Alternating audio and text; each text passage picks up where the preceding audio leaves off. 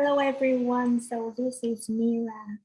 Um, and today I finished work late, so I just read a short part for the novel, the historical novel, The Twinkling Star Khue.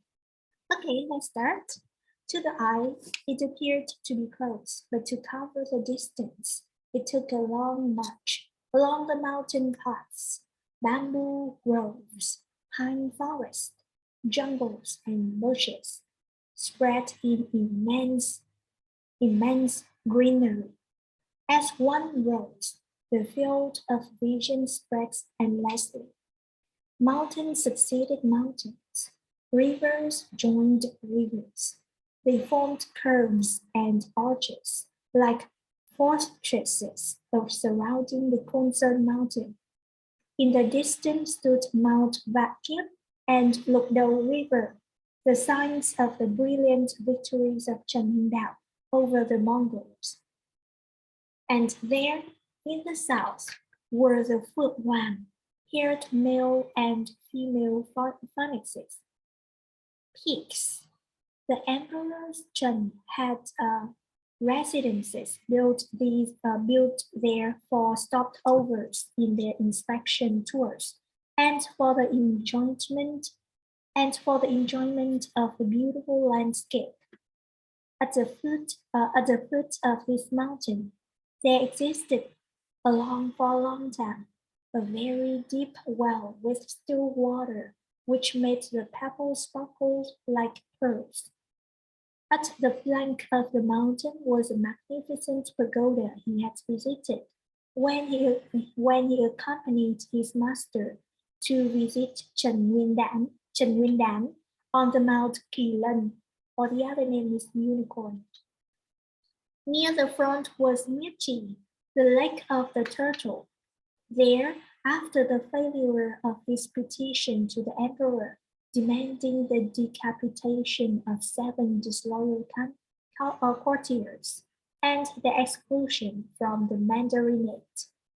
Eminent Professor Chu Vanhan had opened a school.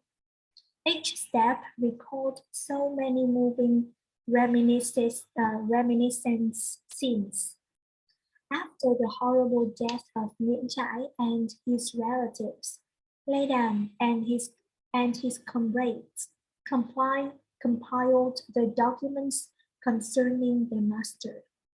The patronymic name registered by his remotest ancestor was Nguyễn Bạc, the right-hand man of Đinh Bộ Lĩnh, and his struggle to vanquish the 12 paladins, to unify the country, and to found the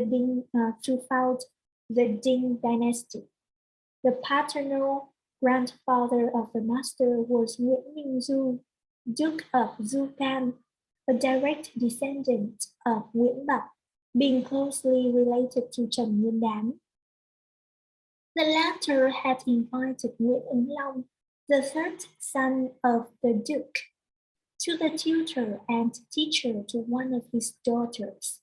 Afterwards, the girl became the wife of Nguyễn Ứng Long, alias Phi Khanh, and consequently the mother of the master. The clan of the Chen had always been incestuous, yet the opposite occurred among the children of the Minister of Rights. That is why the master had Trần Nguyên Đán, a member of the imperial family of the Chen, for maternal grandfather. When a child, Nguyễn Trãi was fine-looking and exceptionally intelligent. He was deeply loved by his grandfather. At the age of 6, he lost his mother, but received still greater love and affection from his grandmother. Profoundly grieving over the death of his daughter and demoralized by the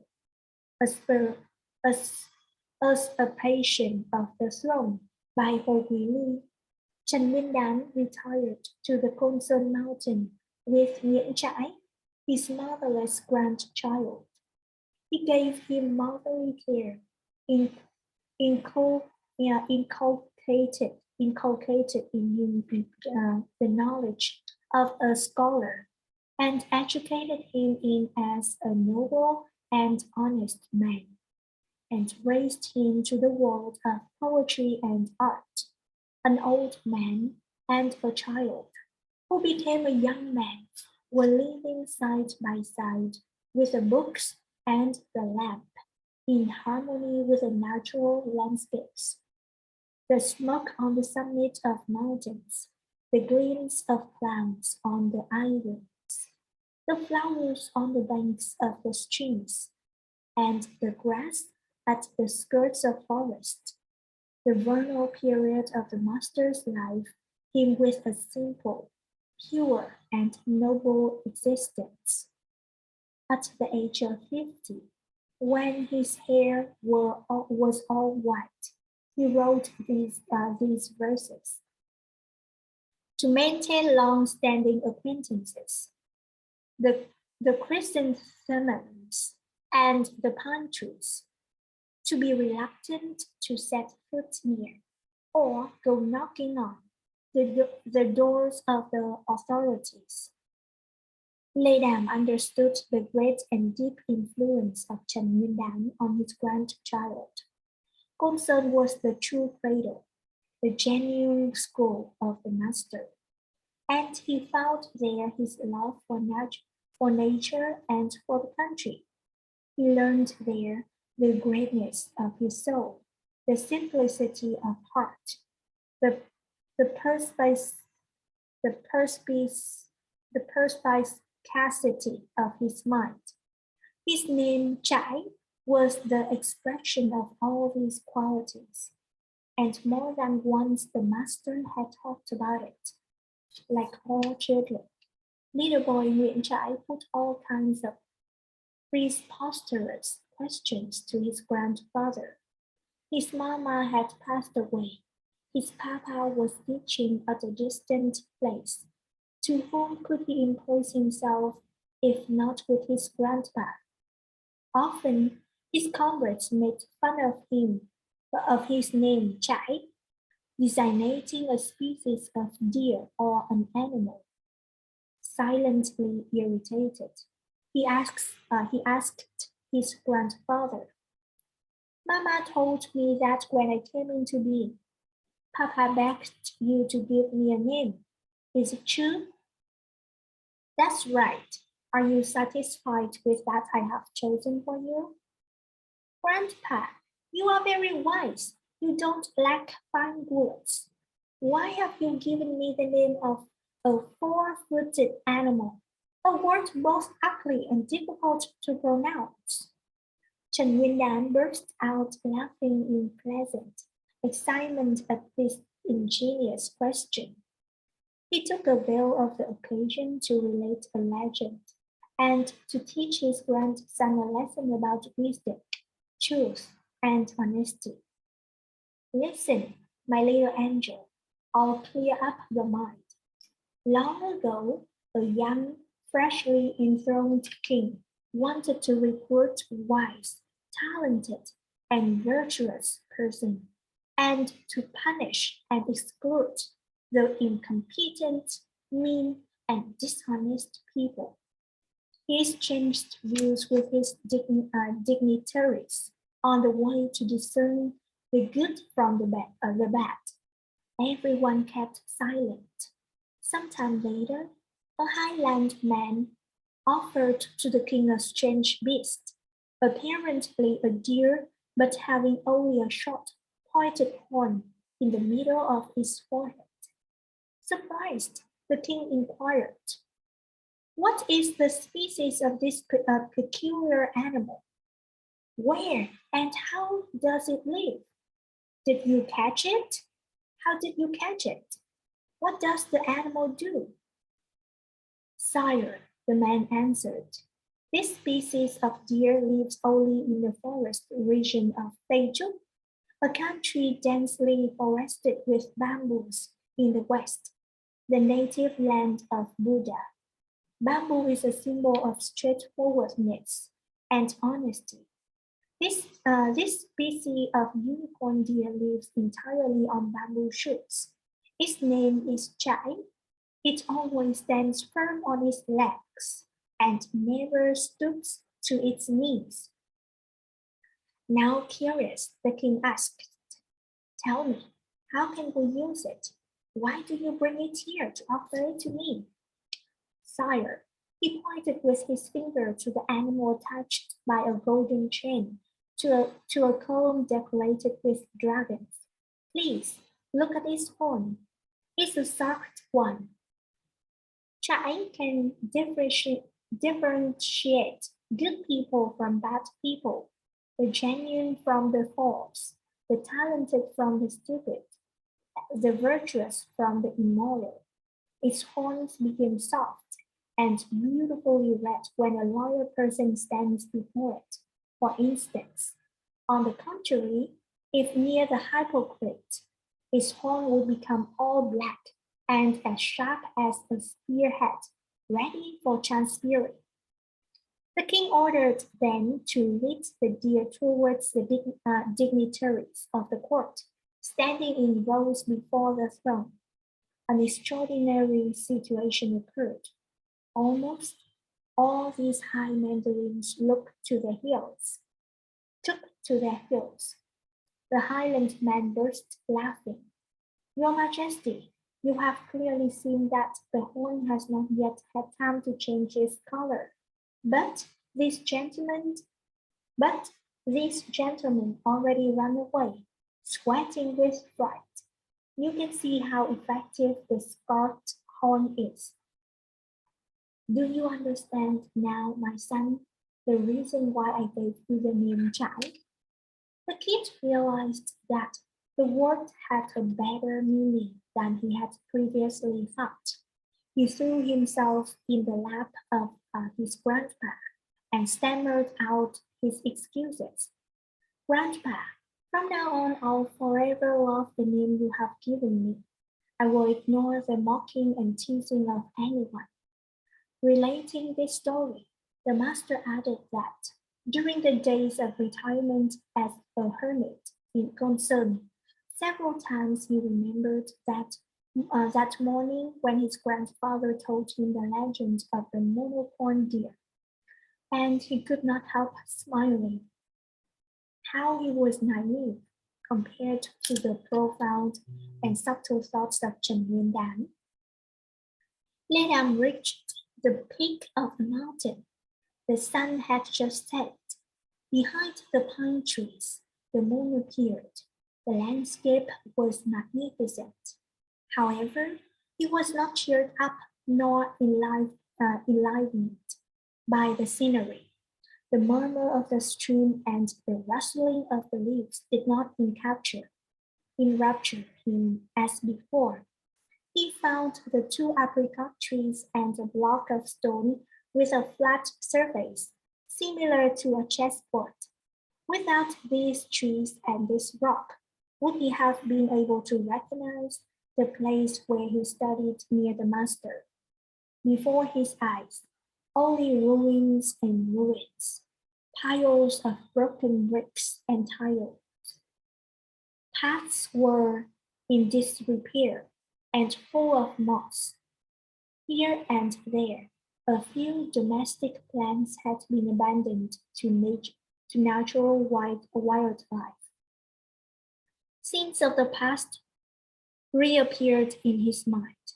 The spacious classroom, the master sitting on a mat painted with flowers and bordered with red silk, propping his elbow on a folding cushion, holding an old book in his hand, commenting on a text with his clear ringing voice, his eyes always good-natured and gentle. The students sitting flat on the mat, nodding their heads, balancing their trunks, and reciting a poem, or committing to heart a passage of the Confucian canonical book. The youngest, still in urchin, closely followed the master, prepared Chinese ink for him, offered him a battle too, or looked for a booklet that he wanted. This intelligent child, who had fine handwriting, good behavior, but was inclined to have a good time, was precisely laid down himself. One day, absorbed in swimming frolics in the Lotus Lake, he had not learned his daily lesson. The master did not scold him nor beat him. As a disciplinary measure, be obliged him to compose a text describing his life. In due time, he handed his task to the master. After reading it, the master asked him whether it was true what he had written. Master, he answered, I have related my life as it was. I dared not write a literary article. The master proposed. Read out your composition so that your classmates might listen to it. No understanding why the master gave that order, he felt troubled, yet more or less happy. He endeavored to pronounce clearly, even musically. However, hardly had he read a dozen of lines when his voice started trembling, and he began to cry bitterly. He was born in a hut at the edge of Lake Zamdam, from poor parents who lived from hand to mouth by fishing. When he was 8 years old, his father was forcibly recruited into the army for fighting the northern invaders at the frontier and never returned. Misery clutched at the widow and the orphan. Misfortune piled on misfortune. A fire broke out and the hamlet burned to ashes. The mother and the child could now rely only on their fragile boat, tossing on the lake surface, both as drawing and as means to catch something to survive. On difficult days, the fish and shrimp catch did not bring about enough rice to alleviate their hunger. One day, he caught a big carp, almost a span long. At this evening meal, he asked, Shall we have meat, pork or chicken, Mama? He went to sell the fish. When he approached a sumptuous palace, a richly clothed man stopped him. Is the fish yours? Yes, sir. I am going to sell it at the market. I'll take it. And he snatched the carp from the hands of the boy and walked to the large gate of the palace. The child ran after him, asking for money. The man, rolling his eyes, blew out his cheeks and shouted at his victim. Little brat, do you want to go home to your parents or to be put in the stocks? The serious fault you have committed is to ignore who I am. I pardon you this first time. In this whole area, I take whatever I want. My lackeys do the same. No one dares claim a coin. Go away. Lenam shrieked out at the top of his voice so that everyone might hear. I don't care about you and your men, but you must pay me for my carp. But the man shut the door and disappeared. The child angrily pounded the floor with his feet, struck on the door with his fist, and shouted abuse. In vain. Then he saw guards in red uniforms with blue border escorting a red and gold-painted palanquin. Doubtless, it was the cortege of a great mandarin. Without hesitation, he rushed out to bar the road. The guards bawled out threats. What a rash little brat! Get lost! His Excellency is in a hurry. Going to the court. Step off the road without delay. The brat stood immobile, his arms stretched, brandishing a stick. A guard was about to beat him when a voice was heard. Let me see him. I have to question him. From the palanquin lowered to the ground emerged a fine old man with a large forehead, long beard, shining eyes, a winged hat on his head, and a scarlet brocade dress on his body. He eyed the child, stroked his beard, and smiled. Good. I wish to stay here a moment. What have you to say, my son? The voice of the mandarin sounded like the peal of a bell, but full of affection. The child felt reassured, joined his hands at the level of his forehead, and explained, Your Excellency, I am the victim of an injustice. My mother and I are very poor. I caught a big carp. I was going to the market to sell it, to buy rice, but the fish was rot in full daylight. Who has taken your fish? A richly clothed mandarin. He has gone inside that door. What will we do then? The fish and its thief are not present here. What do you want now, my child? I demand justice.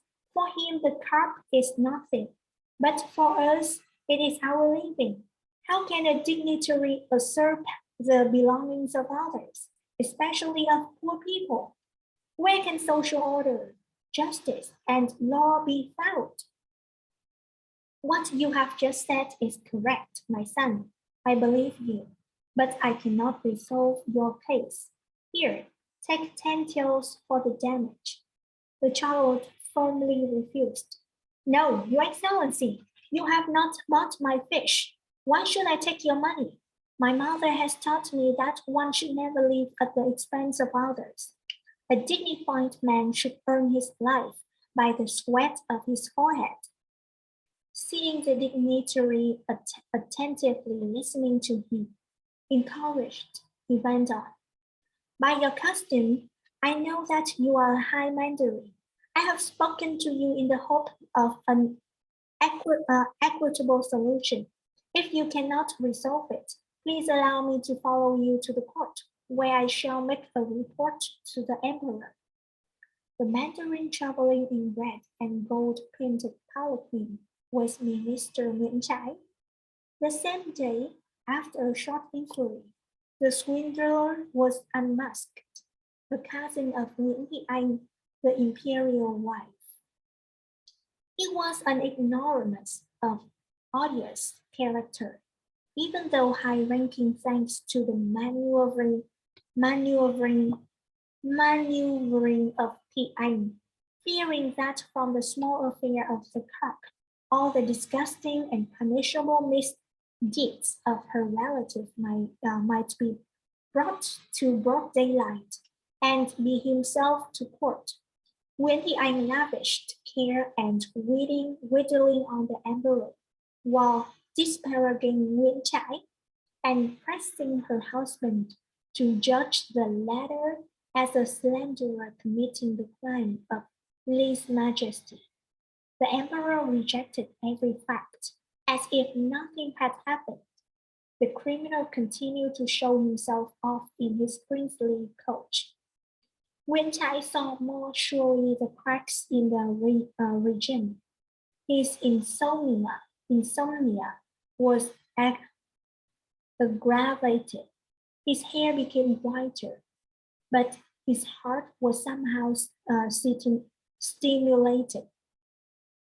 With the incident of the carp, he had met a frank, sincere, courageous, straightforward, honest child. Would adolescent boys like this little fisherman can be desirable future framework of the country?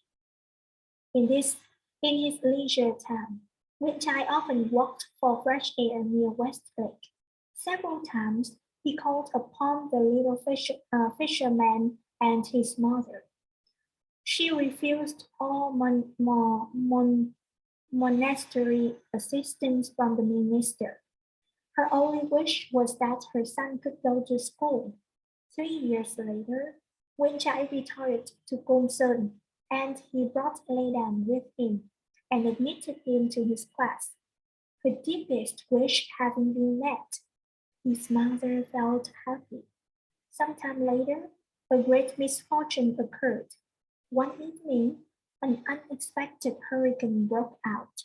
The wind broke the oars, and the waves sank the small boat.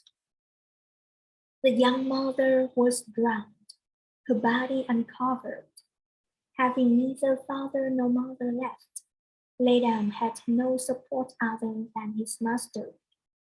This was what Lê Đàm had written in his composition, that these were gloomy days and painful reminiscences. He wanted to continue the reading in a normal voice, but his throat was blocked and tears filled up his eyes. The master opened his box and took out a silk towel embroidered with Chinese characters, testifying that it was a gift of the emperor. He gave it to him and asked, "Dry your tears. Stop reading your text. You have not yet made the utmost efforts in your studies. Why did I ask you to write on the subject? So that you should not forget your upbringing, so that you should always remember the concrete details of your past in order to deserve to be called a man. To narrate woes and sufferings is not a chance to weep, to shed tears, and a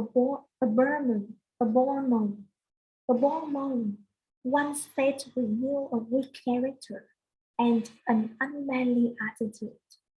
A great man knows how to swallow his tears, to nurture and to persist in his ideals."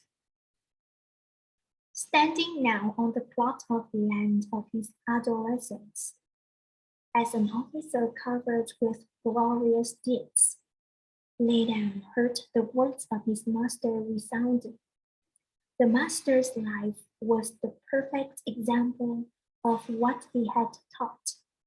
When the father of the master was captured by the invaders and led to the north with other prisoners of war, he had followed him, deciding to escort him to the foreign country to take care of him, fully realizing that the comeback to his native country was only a vain hope.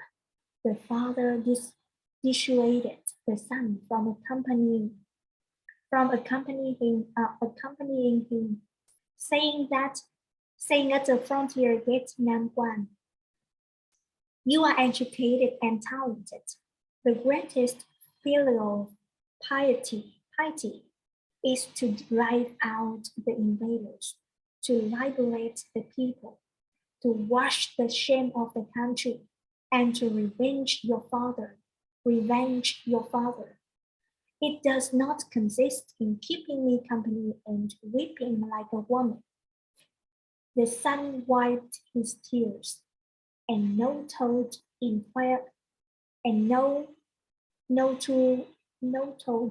farewell to his father, whom he could never meet again. He turned back and fought for national liberation and to revenge his family. After long years of privation and suffering endured with tenacity, Nguyễn Trai left the capital. He continued on foot through a clandestine and perilous journey to Lỗ Giang, where he presented his strategic treatise on fighting the northern enemy Wu to Bình Định Vương, the pacification king, commander-in-chief of the insurgent army for national independence. The king immediately understood that the sky had given him assistance. This scholar had won solid renown at the doctor's competition. Though he did not run after honors and wealth, he had refused a high post of Mandarin in the puppet government and engaged himself in the path of armed struggle, 1,000 times more difficult, with his constant threat of being sacrificed. The king kept him by his side as high counselor. During the first phase of the insurrection, talented men were as seldom found as leaves in autumn. An eminent personage was as rare as stars in the morning. So the presence of Nguyễn was very precious. He was a great mind, a great who overcame ferocities by a just cause and replaced brutalities with humanitarianism. For 10 years, the king and his counselor often took no meals, boiling with hatred for the enemy. They carefully studied books on the military arts, applied past experience to the present, compared effective measures for the weak to struggle against the strong, and discussed the fruitful combat tactics for numerically smaller forces to fight against large ones. Thanks to all this, finally, the 15 provinces of our country and their population could become ours again. Obeying the instruction of his father, the master nurtured an iron will and achieved great, incomparable work, changing history. And I lay down, being of humble condition, not having poor resources. What should I do with the advice of the master? When I was weeping over my unlucky life as an orphan, you gave me a fine towel to console me. But you are no longer of this world. Your school is in ruins, and your pupil is lonely. Before my eyes, you are still there, sitting flat on the mat bordered with red silk, leaning on a cushion with a book in your hand. I see your large forehead, your bright eyes, and your white beard like horsehair, hiding a gracious but profound significant smile. I still hear your resounding voice at the back of the auditorium. In the morning, the cypress is used as firewood. The whole house is full of smoke like clouds. At night, one prepares tea. The pillow seems to reflect the murmuring of pine trees. We should always do good when we seek to obtain moral perfection and to become a man. Extensive reading is certainly not sufficient, and your stature broadens infinitely, illuminating the surroundings. Beams of light make up sparkling words. Humanitarianism and noble cause. Master, I swear to follow that beacon of my life. I must bathe your guidance. I solemnly promise to be always willing and ready to do good, to preserve intact the purity of mind and the uprightness of heart, to strive to follow your path, and to perform what you had instructed all your life. Mountain winds were blowing in light gusts. The autumnal moon had gone out of dark clouds and was shining high in the sky.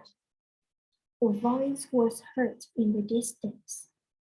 In concern, the murmurs of the stream make me think I listen to the plucking of a lute.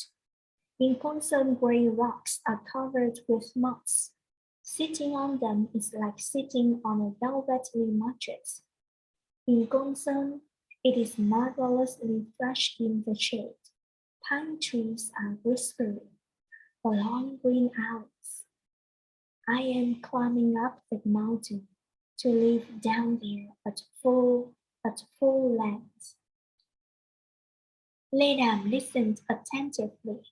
The fine voice was worthy of a beautiful poem.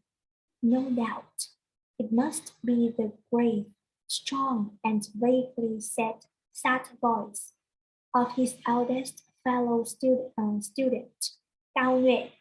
It was impossible to confuse him with another. He quickened his steps to meet him. A monk appeared under the pine tree's branches, tall, slender, with a small cloth cap on his head, plaited grass sandals at his feet, and a Buddhist rosary around his neck. Deeply moved, Lê Đàm rushed out to grasp the hands of the religious man, who recognized him immediately reapproached him. Our comrades gathered a few days ago among those of the Bảo Thiên quarter. Only you were absent. I was impatient. To kill time, I was counting my steps here. Lê Đàm bended his head, regretful. Excuse me, elder brother. On my way, I called on our old innkeeper and met young villagers, and that's why I kept you waiting. I heard your euphoric voice, and I lingered at the ruins of our school. The monk led the officer to take seat on a rock at the foot of the century-old pine tree. It is a convenient place for exchanging views on some vital questions before returning to the pagoda. Lê Đàm acquiesced.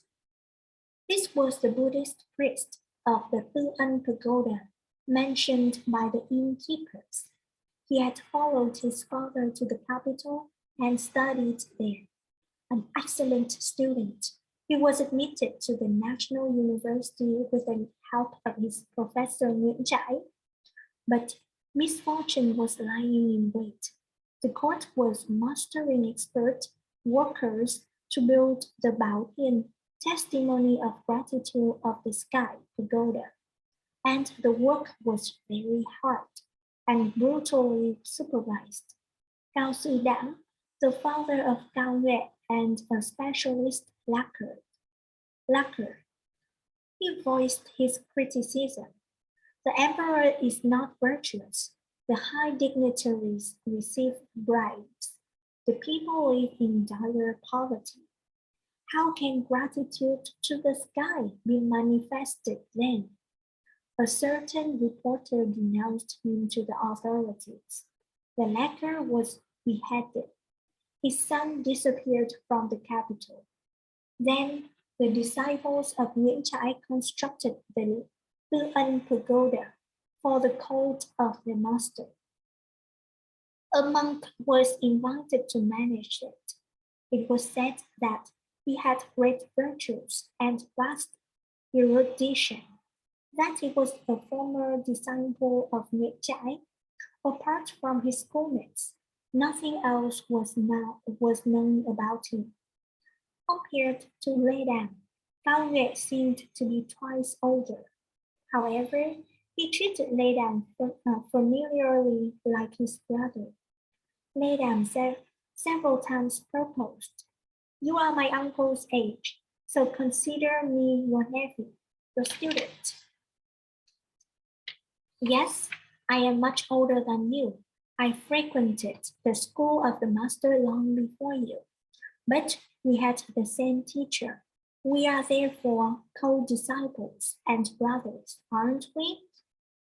The day Nguyễn Trãi and his relatives were executed, this This fatal date had been vaguely announced by the court to avoid gatherings against the government.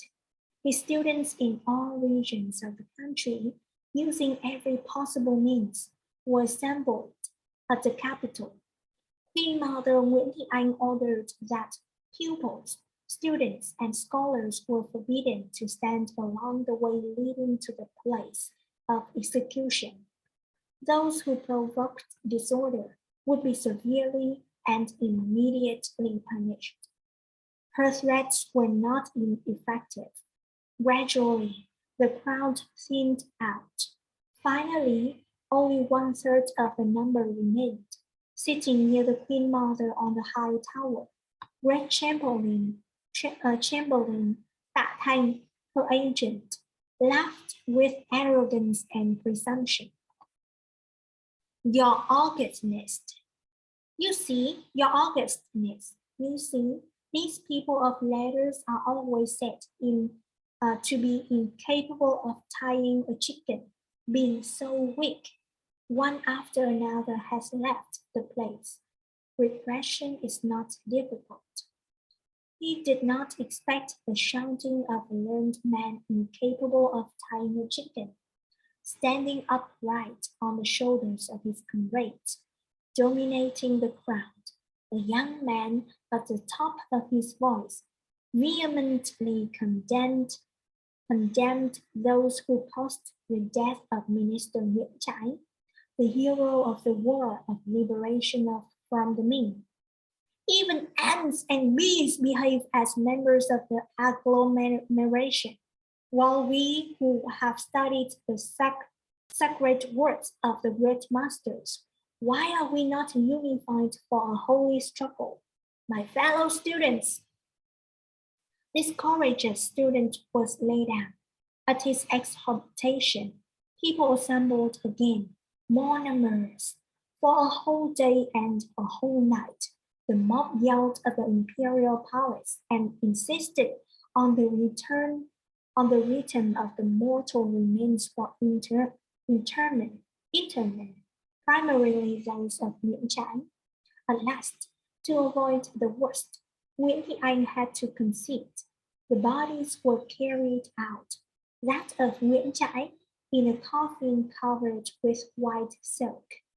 From that day of stubborn struggle, Cao Nghệ treated Lê Đàm with a particular esteem.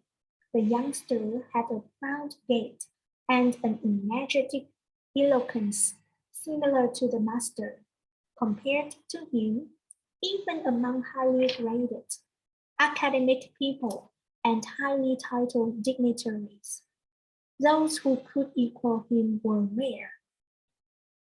Now in concern, the two brothers who had not met since the escape of Lê Đàm to Laos came together again, exceedingly joyful. The monk tapped on the shoulder of his confidant. You have made rapid and great progress. It is rightly said that young generations deserve admiration. We hope that you will accomplish greater exploits. Cao Nghệ took the hand of Lê Đàm, and they stood up. The elder pointed his finger to a river in the distance, which looked like a silver current under clear moonlight. Do you see? Formerly the current was between the Phượng Mountains and directly opposite the Vạn Kiếp Temple. Today it obliquely flows toward Zapson, and the Bạch Đằng River appears to be longer. It is because the powerful waves at that place have provoked a landslide on one bank and land to fill on the other. He went on, smiling in a significant way. Evidently, as a proverb says, a river has different portions, just as a man's life has different episodes. So we have the imperial wife Ngô Thị Ngọc Giao and Prince Tu Thành. Madame Phạm Thị Mẫn and anh Võ, the wife and the heir of our master Nguyễn Trãi. May the grace of the founding emperor protect and support us. Midnight was about to sound when they arrived in the pagoda. Opaque fog concealed the moon. It seemed that only the guiding star was watching and keeping guard for the whole firmament. Accompanied by Leda, the monk went to the entrance of the grotto, methodically struck at the big bell with a mallet. Resounding sounds of bronze announced the beginning of a new day. The frangipani trees awoke, instilling drops of dew. The ringing of the bell made an immense echo. The whole region of Consum seemed to collect itself in meditation. So that is the end of this part. This part at the beginning, I think it's just a short part, but I can't stop until the end of this chapter. Now I know the meaning of Nguyễn Trãi. The name Trãi has a very meaningful meaning, right? It is very meaningful. And I know more about the childhood of Leda. So this is a really nice part to read. Thank you for listening, and I will see you tomorrow. Bye-bye.